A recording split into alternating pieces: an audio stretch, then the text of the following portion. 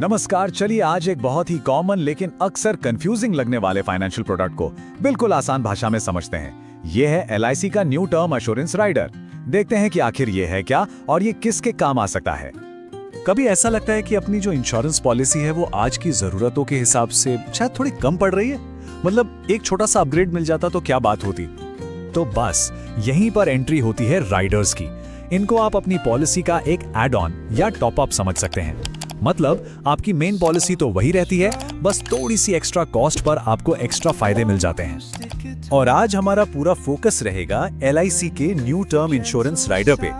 इसका UIN number भी आप देख सकते हैं 512B10V02, ताकि कोई कंफ्यूजन न रहे। तो आगे हम क्या क्या जानने वाले हैं। सबसे पहले कि भाई ये काम कैसे करता है, फिर ये किसके लिए है, और हाँ, जेब पर कितना भारी पड़ेगा यानी इसकी कॉस्ट क्या है। कुछ छुपी हुई शर्तें यानी फाइन प्रिंट भी देखेंगे, और आखिर में सबसे जरूरी बात, द की टेक अवे। तो चलिए शुरू करते हैं पहले सवाल से। ये काम कैसे करता है, और इसका सीधा सा जवाब है, इसका कोर प्रॉमिस है प्योर प्रोटेक्शन। देखिए, इसका सबसे बड़ा और असल में इकलौता फायदा है डेथ बेनिफिट।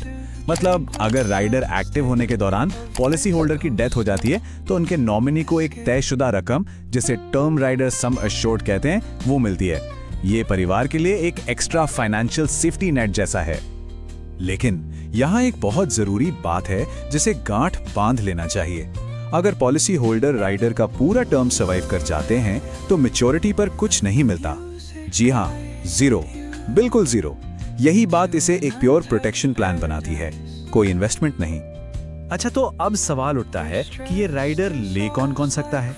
क्या इसके लिए कुछ खास नियम हैं? जी बिल्कुल हैं, और इन्हें जानना जरूरी है। तो देखिए, इसे लेने के लिए कम से कम उम्र 18 साल होनी चाहिए और ज्यादा से ज्यादा 60 साल। कवर जो है वो मैक्सिमम 75 साल की उम्र तक चलता रहेगा।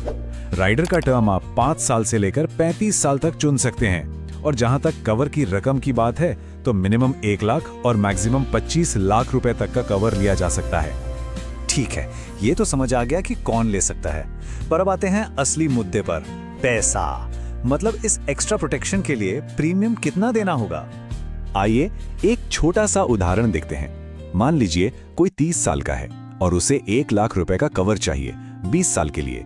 तो जानते हैं सालाना प्रीमियम कितना होगा? सिर्फ 258 रुपए। जी हाँ, ये दिखाता है कि कितनी कम लागत पर परिवार को एक अतिरिक्त सुरक्षा मिल सकती है।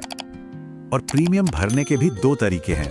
आप चाहें तो रेगुलर या लिमिटेड पीरियड के लिए थोड़ा थोड़ा करके भरें, या फिर अगर आप चाहें तो एक ही बार में सारा प्रीमियम यानी सिंगल प्रीमियम देकर पूरी अवधि के लिए टेंशन फ्री हो सकते हैं।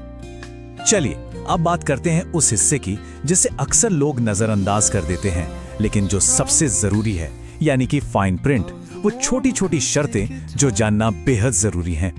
तो इसमें पॉलिसी होल्डर को कुछ सहूलियतें मिलते हैं, जैसे कि ग्रेस पीरियड, मतलब प्रीमियम की ड्यू डेट निकलने के बाद भी कुछ एक्स्ट्रा टाइम मिलता है पेमेंट के लिए।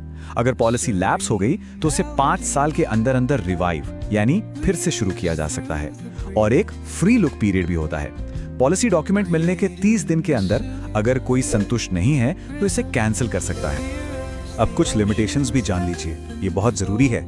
पहली बात, इस राइडर की अपनी कोई पेड अप वैल्यू नहीं होती।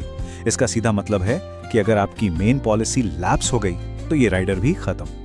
दूसरी बात, इसकी कोई सरेंडर वैल्यू भी नहीं होती, यानी अगर आप इसे बीच में बंद करते हैं तो आपको कोई पैसा वापस नहीं मिलेगा।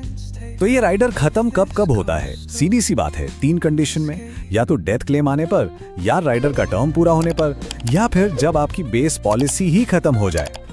अब एक बहुत ही इंपॉर्टेंट कानूनी पहलू को समझते हैं। इंश्योरेंस एक्ट 1938 का सेक्शन 45 कहता है कि पॉलिसी शुरू होने के 3 साल बाद इंश्योरेंस कंपनी किसी भी वजह से उस पर सवाल नहीं उठा सकती। लेकिन हर नियम का एक अपवाद होता है, और यहाँ अपवाद है फ्रॉड।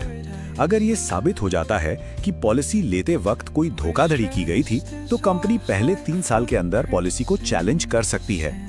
ये एक जरूरी नियम है ताकि फ्रॉड क्लेम्स को रोका जा सके। तो इतनी सारी बातों के बाद हम किस नतीजे पर पहुंचे? इसका सार क्या है?